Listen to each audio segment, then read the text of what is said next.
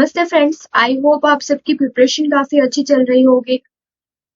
और हमने 2-3 सब्जेक्ट का टारगेटेड वीडियो कंप्लीट किया है, जिसमें 200 क्वेश्चंस हमने हर एक सब्जेक्ट का कंप्लीट किया है, जो कि बीएसएस सीजीएल एग्जाम के लिए हम कर रहे हैं। एंड ट्रस्ट मी गाइज, आपके एग्जाम में यहाँ से बहुत सारे क्वेश्चंस आप देखेंगे और उस वक्त आपको बहुत ही अच्छा फील होगा कि आपने ये सारे क्वेश्चंस प्रैक्टिस किए हैं और तभी आप एग्जाम देने गए हो। सो आज की इस सीरीज में हम स्टार्ट करते हैं फिजिक्स का महामैराथन, जिसमें 200 प्लस क्वेश्चंस हम देखेंगे। फिजिक्स के बाद केमिस्ट्री कंप्लीट करेंगे और देन लास्ट में हम मिडिवल हिस्ट्री कंप्लीट करेंगे। उसके बाद कल इवनिंग तक आपको करंट अफेयर्स का 500 प्लस क्वेश्चंस मिल जाएगा और आप जरूर देख के जाइएगा उस टारगेटेड वीडियो को, बहुत ही अच्छा वीडियो रहेगा वो। सो फर्स्ट स्लाइड से स्टार्ट करते हैं। प्रकाश का रंग निर्धारित होता है इसकी तरंग दैर्ध्य से। ओके, इसकी तरंग दैर्ध्य से।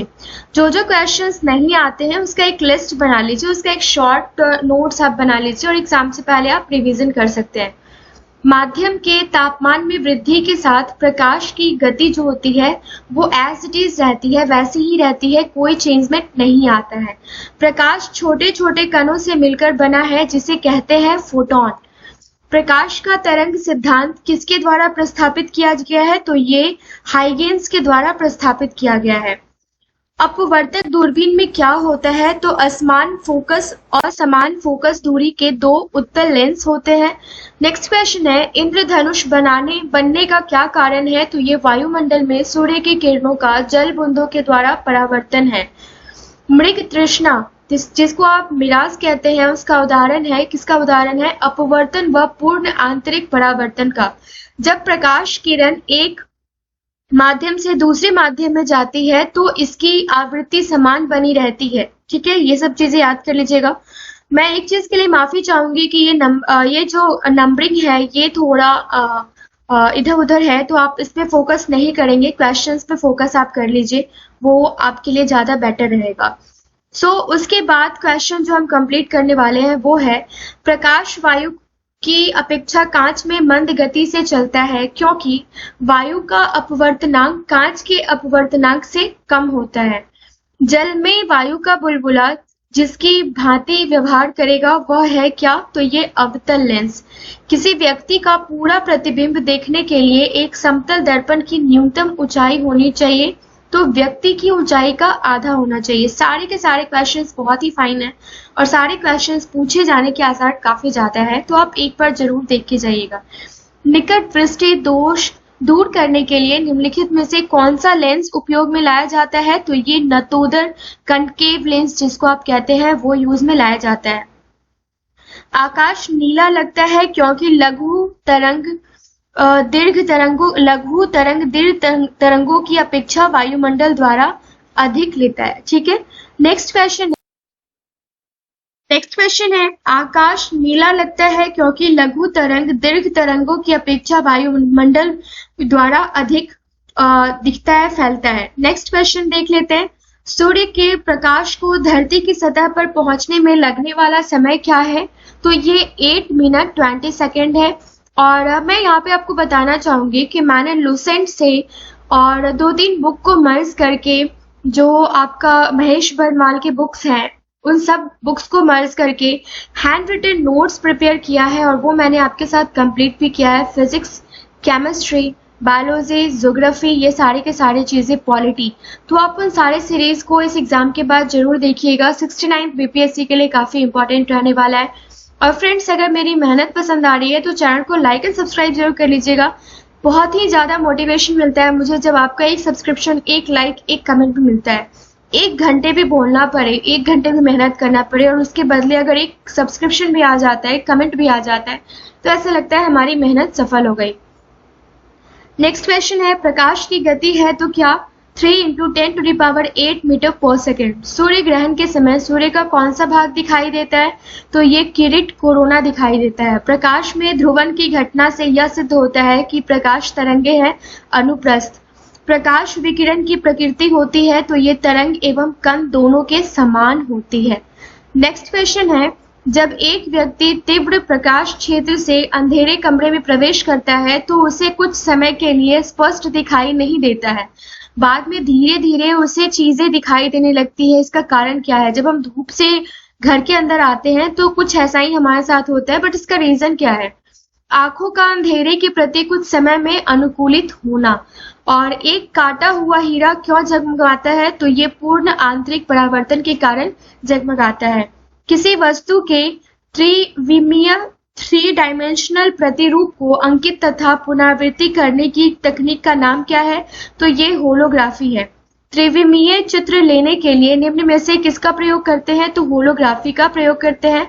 और दूरदर्शन के संकेत एक निश्चित दूरी के बाद नहीं मिल सकते हैं क्योंकि पृथ्वी की सतह जो है ये वक्राकार है। ओके, नेक्स्ट हम देख लेते हैं साबुन के पतले झाग में चमकदार रंगों का बनना किस परिघटना का परिणाम है? तो ये बहुलित परावर्तन और व्यक्तीकरण का।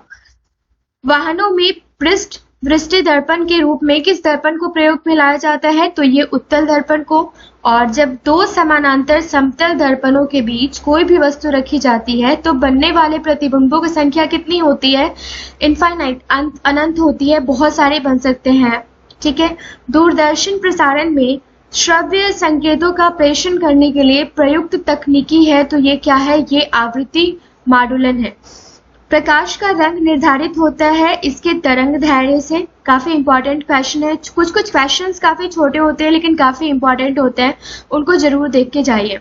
फिर नेक्स्ट क्वेश्चन हम देख लेते हैं। समुद्र नीला प्रतीत होता है आकाश के परावर्तन तथा जल के कणों द्वारा प्रकाश के प्रकीर्णन के कारण।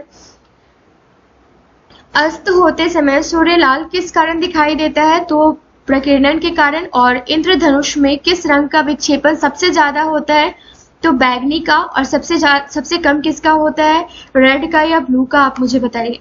तारे आकाश में वास्तव में जितनी ऊंचाई पर होते हैं वे उससे अधिक ऊंचाई पर प्रतीत होते हैं। इसकी व्याख्या किसके द्वारा की जा सकती है? तो वायुमंडलीय अपवर्तन के कारण। ठीक है। और किसी गाड़ी के अग्रदीप से प्रकाश का शक्तिशाली समानांतर पुंज पाने के लिए क्या उपयोग में लाया जाता है? तो ये अवतल दर्पण लाया जाता है। नेक्स्ट क्वेश्चन है, अबिंदुकता का दोष दूर करने के लिए किस लेंस का प्रयोग किया जाता है? तो ये सिलेंड्रिकल लेंस का। और लैम्बर्ट नियम किससे संबंधित है? तो प्रतिदीप्ति से संबंधित है। चंद्र सतह पर प्रेक्षक को दिन के समय आकाश दिखाई देगा, तो ये ब्लैक दिखाई देगा। और खतरे के संकेतों के लिए ताल प्रकांड का प्रयोग किया जाता है क्योंकि इसका प्रकीर्णन सबसे कम होता है। एक गोलाकार वायु का बुलबुला किसी कांच के टुकड़े में अंतः स्थापित है। उस बुलबुले से गुजरते हुए प्रकाश को किरण के लिए वह बुलबुला उसकी तरह व्यवहार करेगा। किसकी तरह? तो अपसारी लेंस की तरह व्यवहार करेगा। नेक्स्ट क्वेश्चन है हमारा, पेट व शरीर के अन्य आंतरिक अंगों के अन्वेषण के लिए प्रयुक्त तकनीक एंडोस्कोपी आधारित है, तो ये पूर्ण आंतरिक परावर्तन परिघटना पर आधारित है।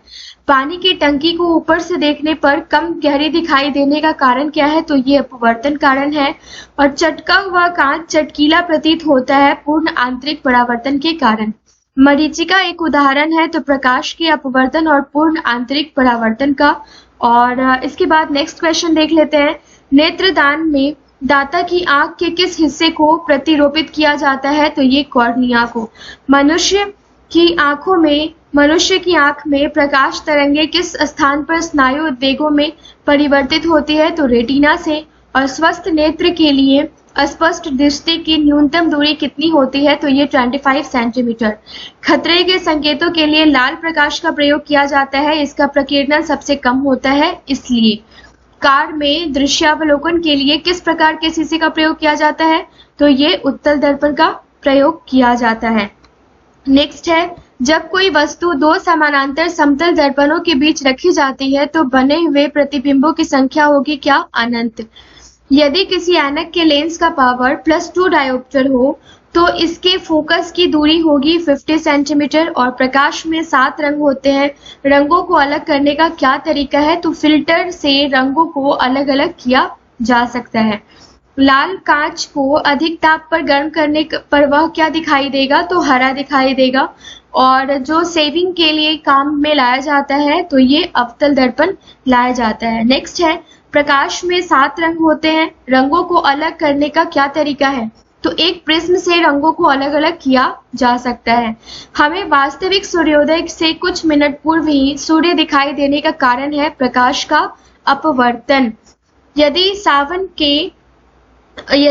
के 2 भिन्न भिन्न व्यास से, सावन यहाँ पे साबुन आप लिख लीजिए, सोप लिख लीजिए, के 2 भिन्न भिन्न व्यास के बुलबुलों को एक नली द्वारा एक दूसरे के संपर्क में लाया जाए तो क्या घटित होगा, छोटा बुलबुला और छोटा और बड़ा बुलबुला और बड़ा हो जाएगा।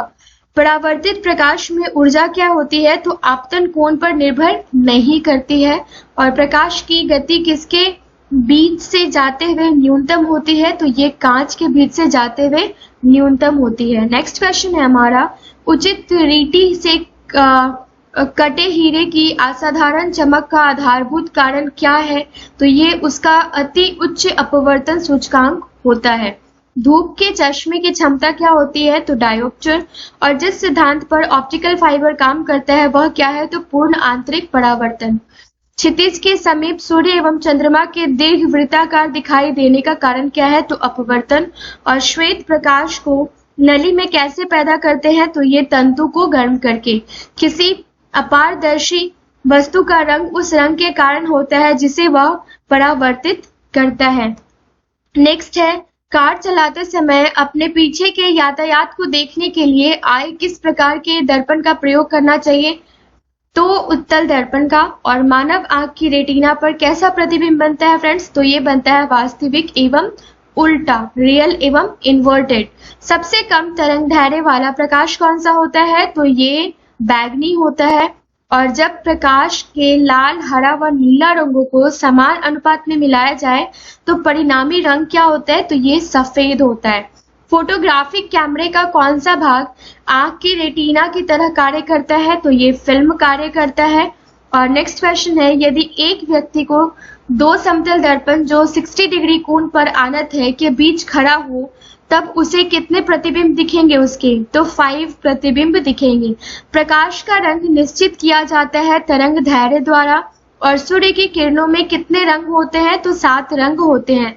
यदि वायुमंडल ना हो तो पृथ्वी से आकाश जो है ये किस रंग का दिखाई देगा, तो काला दिखाई देगा। और फोटोग्राफी में मुख्य रंग कौन कौन से होते हैं फ्रेंड्स, तो ये लाल, नीला और हरा होता है। ठीक है, नेक्स्ट क्वेश्चन देख लेते हैं। एक जेट वायुयान 2 मैक के वेग से हवा में उड़ रहा है। जब ध्वनि का वेग 332 मीटर पर सेकेंड है तो वायुयान की चाल कितनी होगी, 664 मीटर पर सेकेंड। वह उपकरण जो ध्वनि तरंगों को पहचान तथा ऋजु रेखन के लिए उपयुक्त होता है क्या कहलाता है, तो ये सोनार कहलाता है। ध्वनि का वेग अधिकतम कहाँ होता है, तो धातु में होता है। किस स्तर, किस डेसिबल से अधिक की ध्वनि हानिकारक ध्वनि प्रदूषण कहलाती है, तो 80 डेसिबल से ज्यादा की। एक टीवी सेट को चलाने के लिए निम्नलिखित में से किस एक टीवी रिमोट नियंत्रण इकाई द्वारा प्रयोग किया जाता है, किसे, तो रेडियो तरंगों को प्रयोग किया जाता है। नेक्स्ट क्वेश्चन है, चंद्रमा के धरातल पर 2 व्यक्ति एक दूसरे की बात नहीं सुन सकते क्योंकि चंद्रमा पर वायुमंडल नहीं है।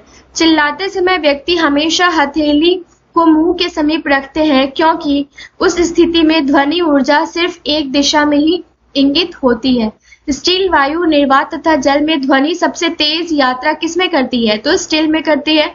और नेक्स्ट क्वेश्चन है फ्रेंड्स, बादलों की बिजली की चमक के काफी समय बाद बादलों की गर्जन सुनाई देती है, इसका कारण क्या है, तो प्रकाश की चाल, ध्वनि की चाल। ओके, वायु में ध्वनि का वेग कितना है, तो 332 मीटर पर सेकेंड है। नेक्स्ट क्वेश्चन देखिए, ध्वनि नहीं गुजर सकती तो निर्वात से नहीं गुजर सकती। पराध्वनिक विमान कौन सी प्रभाती तरंग पैदा करता है, तो ये पराश्रव्य तरंग पैदा करता है। टेलीविजन ग्राही के दूरस्थ नियंत्रण में किस प्रकार की विद्युत चुंबकीय विकिरण प्रयोग में लाई जाती है, तो ये अवरक्त। और डेसिबल इकाई का प्रयोग किया जाता है ध्वनि की तीव्रता के लिए। ध्वनि या ध्वनि प्रदूषण मापा जाता है डेसिबल में मापा जाता है।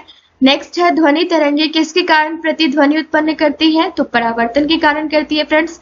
और नेक्स्ट क्वेश्चन देख लेते हैं, स्टेथोस्कोप ध्वनि के किस सिद्धांत पर कार्य करता है? तो ये बहुल परावर्तन पर कार्य करता है। डॉपलर प्रभाव संबंधित है तो ध्वनि से संबंधित है। पास आती हुई रेलगाड़ी की सीटी की आवृत्ति या तीक्ष्णता बढ़ती जाती है, ऐसा किस घटना के कारण होता है? तो ये डॉपलर के प्रभाव के कारण होता है। एक जेट वायुयान 2 मैक के वेग से हवा में उड़ रहा है। जब ध्वनि का वेग 332 मीटर पर सेकेंड है तो वायुयान की चाल कितनी होगी? 664 मीटर पर सेकेंड, जस्ट दुगुना। ओके, नेक्स्ट क्वेश्चन है हमारा, पराश्रव तरंगे मनुष्य द्वारा नहीं सुनी जा सकती है। पराश्रव तरंगों को सबसे पहले किसने सीटी बजाकर उत्पन्न किया था? तो ये गाल्टन ने किया था। श्रव्य परिसर में ध्वनि जो है, ध्वनि तरंगों की आवृत्ति क्या होती है? तो ये 28 हर्ट्ज से 20,000 हर्ट्ज तक होती है। और पराध्वनिक विमान उड़ते हैं तो ध्वनि की चाल से अधिक चाल से। ओके, 100 डेसिबल का शोर स्तर किसके संगत होता है? तो किसी मशीन की दुकान से आने वाला शोरगुल के बराबर होता है। जब सेना पुल को पार करती है तो सैनिकों को कदम से कदम मिलाकर न चलने का निर्देश दिया जाता है, क्योंकि पैरों से ध्वनि उत्पन्न ध्वनि के अनुनाद के कारण पुल टूटने का खतरा रहता है। शिकार पर भक्षियों या बाधाओं का पता लगाने के लिए चमगादड़ अथवा डॉल्फिन किस परिघटना का प्रयोग करते हैं? तो ये करते हैं प्रतिध्वनि का निर्धारण। किसी ध्वनि स्रोत को आवृत्ति में होने वाले उतार चढ़ाव को क्या कहते हैं? तो डॉपलर प्रभाव कहते हैं। रेडियो का संस्वरण स्टेशन उदाहरण है अनुवाद का। जब किसी स्थान पर 2 लाउडस्पीकर साथ बजते हैं तो किसी स्थान विशेष पर बैठा श्रोता को इनकी ध्वनि नहीं सुनाई देती। इसका कारण क्या है? तो ये व्यक्तिकरण कारण है। नेक्स्ट क्वेश्चन है, ध्वनि तरंगों की प्रकृति क्या होती है? अनुदैर्घ्य होती है। लगभग 20 डिग्री सेल्सियस के तापमान पर हवा, पानी, ग्रेनाइट तथा लोहा में से किस माध्यम में ध्वनि की गति सबसे अधिक रहेगी? तो ये लोहा में रहेगी, हमेशा याद रखिएगा। नेक्स्ट क्वेश्चन है फ्रेंड्स, चमगादड़ अंधेरे में उड़ सकती है क्योंकि वह अति तीव्र ध्वनि तरंग पैदा करती है जो उसका नियंत्रण करती है। हम रेडियो को पुंडी पुमाकर विभिन्न स्टेशनों के कार्यक्रम सुनते हैं। यह क्या है? तो अनुनाद के कारण सुनते हैं। और नेक्स्ट क्वेश्चन है, नजदीक आती रेलगाड़ी की सीटी की आवाज बढ़ती जाती है जबकि दूर जाने वाली रेलगाड़ी के लिए यह कम मानी जाती है। तो ये क्या है? यह घटना डॉपलर प्रभाव से इफेक्टेड है। ओके, ये सारे के सारे क्वेश्चंस हो गए एंड टोटल हमने जो स्लाइड्स कंप्लीट किए हैं वो 22 स्लाइड्स कंप्लीट कर लिए हैं। और नेक्स्ट क्वेश्चन हमारा है, गामा किरणें क्या होती है? तो ये रेडियो सक्रिय पदार्थ द्वारा उत्सर्जित उच्च ऊर्जा युक्त किरणें होती हैं। नाभिकीय विखंडन के दौरान श्रृंखला अभिक्रिया को नियंत्रित करने के लिए न्यूट्रॉनों का अवशोषण करने हेतु किसका प्रयोग किया जाता है? तो ये बोरॉन का प्रयोग किया जाता है। नेक्स्ट क्वेश्चन है, 11Na22 से एक बीटा उत्सर्जन के बाद बनने वाला पदार्थ क्या है? तो ये Mg है। रेडियो सक्रियता की खोज किस वैज्ञानिक ने सर्वप्रथम की थी? तो हेनरी बैकरेल ने की थी। रेडियो धर्मी पदार्थ उत्सर्जित करता है क्या? तो अल्फा कण, बीटा कण और गामा कण। अल्फा और बीटा किरणों की खोज किसने की? तो ये रदरफोर्ड ने की थी। और नेक्स्ट क्वेश्चन है, फोटोग्राफिक प्लेट को कौन से रेडियो एक्टिव विकिरण सर्वाधिक प्रभावित करती है? तो ये अल्फा रेज। परमाणु बम में किस तत्व का प्रयोग करते हैं? तो यूरेनियम 235 का और प्लूटोनियम 239 का। यूरेनियम से रेडियो एक्टिव विघटन के फलस्वरूप अंततः क्या बनता है? तो सीसा लीड बनता है। यूरेनियम व थोरियम में कौन सा तत्व अधिक ऊर्जाक्षम होता है? तो ये थोरियम होता है। एक रेडियो धर्मी पदार्थ की अर्ध आयु 10 दिन है। इसका अभिप्राय यह है कि पदार्थ का 3/4 भाग का विघटन 20 दिनों में हो जाएगा। यदि किसी रेडियोधर्मी पदार्थ की मात्रा को दुगना कर दिया जाए तो रेडियोधर्मी क्षरण की दर क्या होगी फ्रेंड्स? ये अपवर्तित रहेगी। परमाणु शक्ति संयंत्र किस सिद्धांत पर काम करता है? तो ये विखंडन पर काम करता है। किस प्रकार की अभिक्रिया से सबसे अधिक हानिकारक विकिरण पैदा होता है? तो ये विखंडन अभिक्रिया से होता है। सूर्य से ऊर्जा उत्सर्जित होती है नाभिकीय संलयन से। कौन सा पदार्थ नाभिकीय रिएक्टर में मंदक का काम करता है? तो ये भारी जल काम करता है। विखंडन की प्रक्रिया उत्तरदायी होती है परमाणु बम में ऊर्जा मुक्त करने के लिए। ओके, ये सारे के सारे क्वेश्चंस आपने देख लिए। नेक्स्ट क्वेश्चन है, किस तरंग का प्रयोग रात्रि दृष्टि उपकरण में किया जाता है? तो ये अवतरण तरंग का प्रयोग किया जाता है। ध्वनि तरंगों की प्रकृति होती है अनुदैर्ध्य। लगभग 20 डिग्री सेल्सियस के तापक्रम पर हवा, पानी, ग्रेनाइट तथा लोहा में से किस माध्यम में ध्वनि की गति सबसे अधिकतम रहेगी? तो ये लोहा में रहेगी। और आई थिंक ये रिपीटेड है, इट्स ओके, कोई बात नहीं, कुछ क्वेश्चंस रिपीटेड हो जाते हैं। हम नेक्स्ट स्लाइड कंप्लीट करते हैं। सबसे क्रियाशील धातु तत्व है तो ये सीजियम। सबसे क्रियाशील अधातु तत्व है तो ये फ्लोरीन। मिट्टी के तेल में रखा जाने वाला तत्व है तो सोडियम। द्रव्य धातु तत्व है तो पारा। द्रव्य अधातु तत्व है तो ब्रोमीन। विद्युत का अच्छा सुचालक धातु है तो ये चांदी। नेक्स्ट है, एक रेडियोधर्मी तत्व जिसके भारत में बड़े भंडार पाए जाते हैं तो थोरियम। कल्पक्कम के फास्ट ब्रीडर रिएक्टर में प्रयुक्त ईंधन है तो ये समृद्ध यूरेनियम। कार्बन डेटिंग किसकी आयु निर्धारण हेतु प्रयुक्त होता है? तो ये जीवाश्म की आयु निर्धारण हेतु। और हाइड्रोजन बम का कार्यकारी सिद्धांत क्या है? तो ये ड्यूटेरियम के नाभिकीय संलयन की अनियंत्रित अभिक्रिया जो है ये कार्यकारी सिद्धांत है। नेक्स्ट क्वेश्चन है हमारा, यद्यपि भूपटल में एल्यूमिनियम की मात्रा लोहे से अधिक है, फिर भी एल्यूमिनियम लोहे से महंगा क्यों है? तो एल्यूमिनियम उत्पाद की धात्विक विधियां लोहे की अपेक्षा अधिक एक्सपेंसिव है, खर्चीली है। नेक्स्ट क्वेश्चन है फ्रेंड्स, भारत में एल्यूमिनियम उपक्रम की स्थापना हेतु आवश्यक न्यूनतम मापदंड बॉक्साइट और किसकी उपलब्धता होती है? तो विद्युत की। अस्थियों और दांतों में मौजूद रासायनिक द्रव्य क्या है? तो calcium phosphate. Okay, calcium phosphate. और जंग रहित लोहा बनाने में प्रयुक्त महत्वपूर्ण धातु है तो ये क्रोमियम। जंग रस्ट का रासायनिक संगठन क्या है? तो Fe2O3XH2O। जंग लगने पर लोहे का भार हैवी हो जाता है, बढ़ जाता है, ना कि घटता है। नेक्स्ट क्वेश्चन है हमारा, एक टीवी सेट को चलाने के लिए किसका टीवी रिमोट नियंत्रण इकाई द्वारा प्रयोग किया जाता है? तो सूक्ष्म तरंगों का।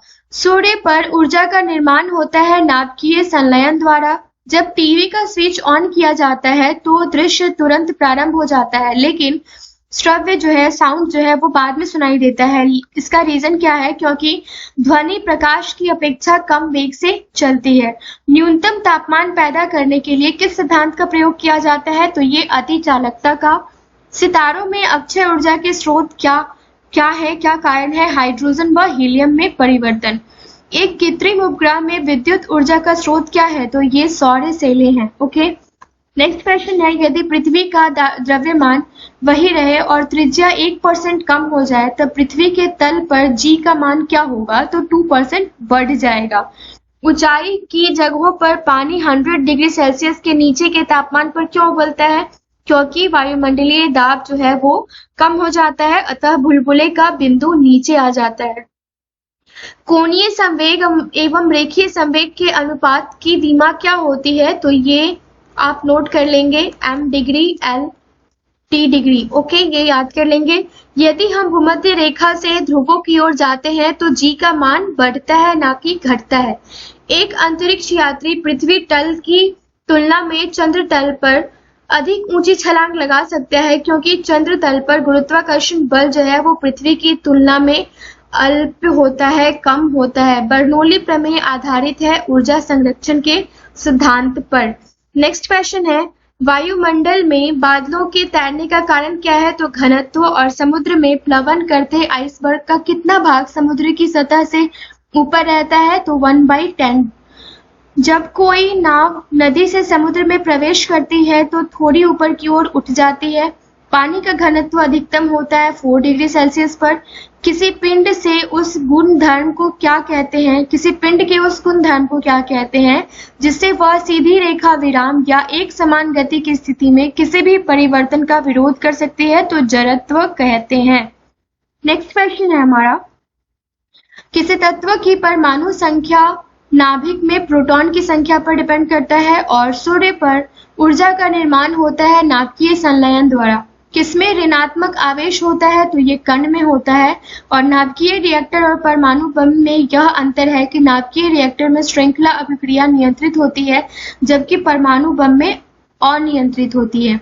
अल्फा कण के 2 इकाई धन आवेश होते हैं। इसका द्रव्यमान लगभग बराबर होता है हीलियम के 1 परमाणु के। कोबाल्ट 60 आमतौर पर विकिरण चिकित्सा में प्रयुक्त होता है क्योंकि यह उत्सर्जित करता है क्या, गामा किरणें। परमाणु के नाभिक में होते हैं क्या होते हैं, प्रोटॉन एंड न्यूट्रॉन होते हैं, इलेक्ट्रॉन नहीं होते हैं।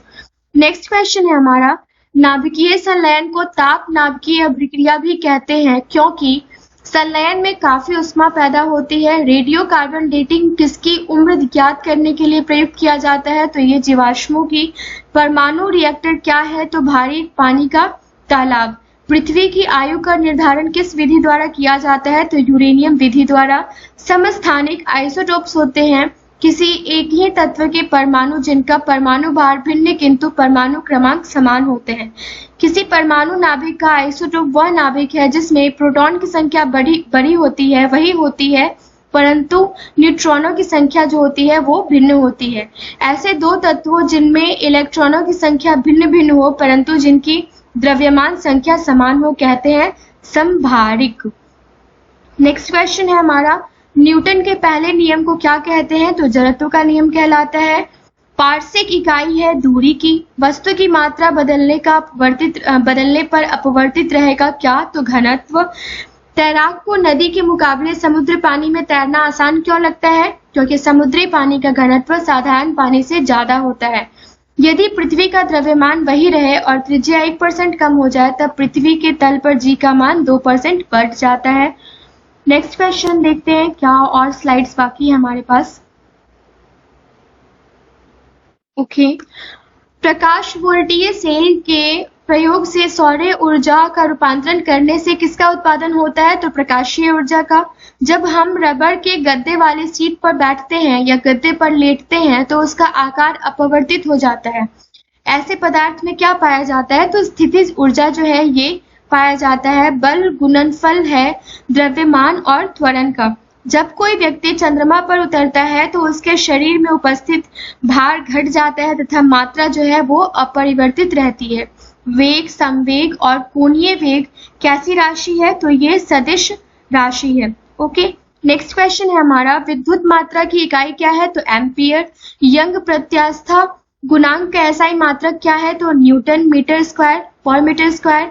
मात्रकों की अंतरराष्ट्रीय पद्धति कब लागू की गई, तो 1971 ईस्वी में। एसआई पद्धति में लेंस की शक्ति की इकाई क्या है, तो ये डायोप्टर। और दाब का मात्रक क्या है, तो ये पास्कल। जड़त्व का माप क्या है, तो द्रव्यमान। यदि एक पेंडुलम से दोलन करने वाली घड़ी को पृथ्वी से चंद्रमा पर ले जाया जाए तो घड़ी होगी सुस्त। और उत्प्लावकता के से संबंधित वैज्ञानिक कौन है, तो आर्किमिडीज है। सारे के सारे क्वेश्चंस फ्रेंड्स काफी इंपॉर्टेंट है, काफी सिलेक्टेड क्वेश्चंस है, जरूर देख के जाइएगा। द्रव्य में आंशिक या पूर्णतः डूबे हुए किसी ठोस द्वारा प्राप्त उछाल की मात्रा निर्भर करती है किस पे, ठोस द्वारा हटाए गए द्रव्य की मात्रा पर। जल पृष्ठ पर लोहे के टुकड़े को न तैरने का कारण क्या है, लोहे द्वारा विस्थापित जल का भार लोहे के भार से क्या होता है, कम होता है। ओके, नेक्स्ट क्वेश्चन है हमारा,